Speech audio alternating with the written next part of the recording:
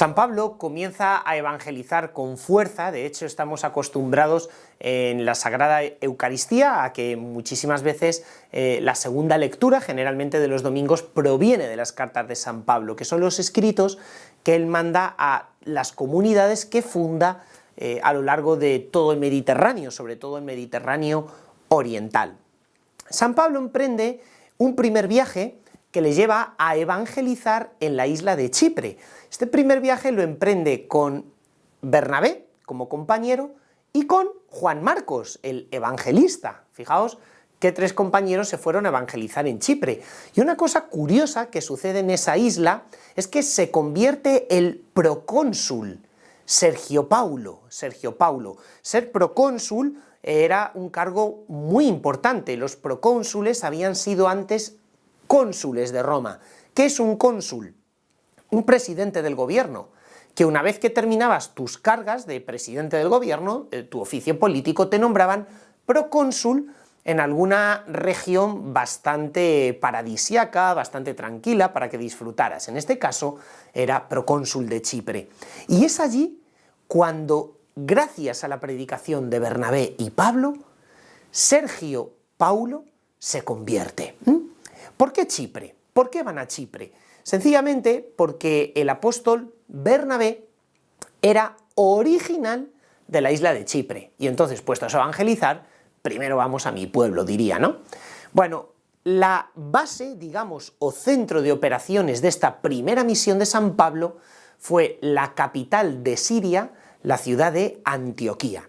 En Antioquía existía una de las comunidades cristianas más vibrantes de todo el Mediterráneo. De hecho, es en Antioquía donde por primera vez a nosotros, a los cristianos, se nos llama con este nombre, cristianos, que fue como un apodo o un mote que nos pusieron los romanos por ser seguidores de un tal Cristo.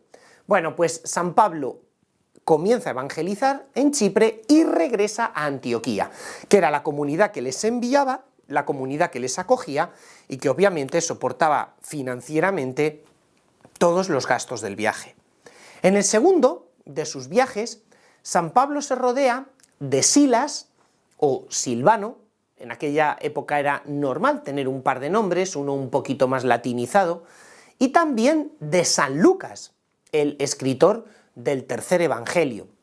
Y comienza a predicar el evangelio por toda la provincia romana de Asia Menor. ¿Qué es Asia Menor? Bueno, pues la zona que hoy llamamos de Turquía, la península de la Anatolia. Y él va subiendo por Licaonia, por Galacia, hasta el norte. Y toda su obra de evangelización es la zona continental de Turquía.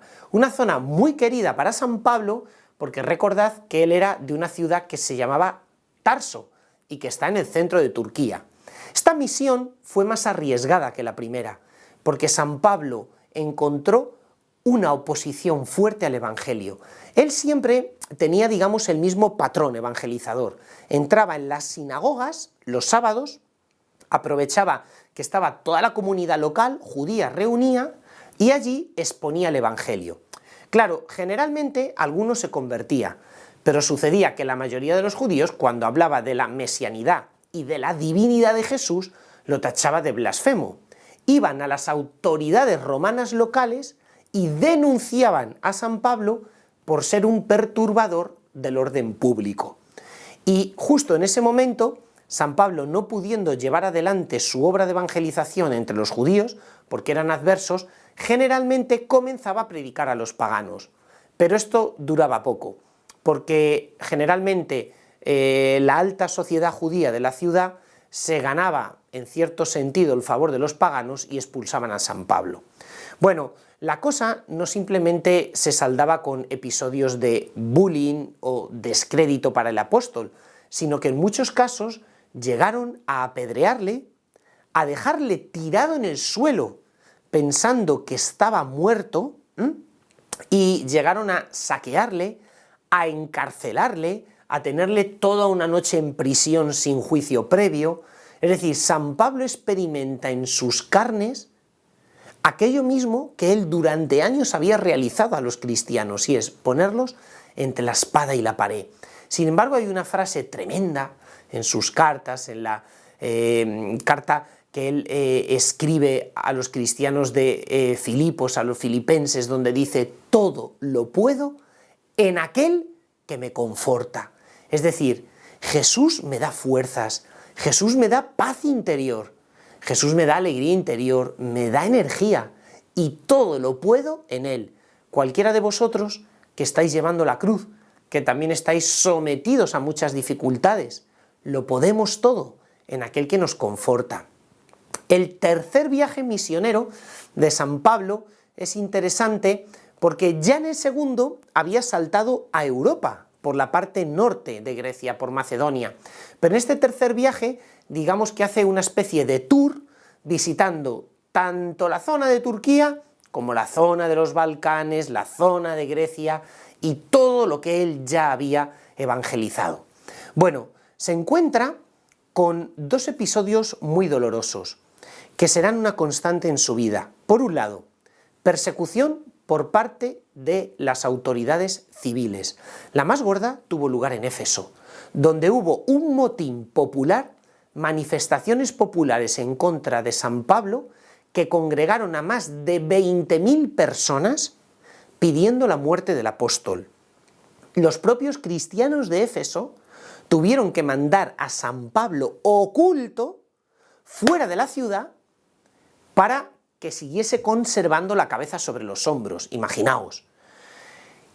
Y por otro lado, y me atrevería a decir mucho más doloroso, persecuciones por parte de los propios cristianos. Os sorprenderá esto, pero en algunas ciudades, como Corinto, o algunas zonas, como Galacia, lo sabemos porque él escribe 2 cartas a los Corintos y la carta a los Gálatas, había cristianos que desacreditaban a San Pablo, falsos apóstoles, que iban predicando una doctrina herética. Las herejías no son cosa de Lutero y de la Edad Media y de la época renacentista, no.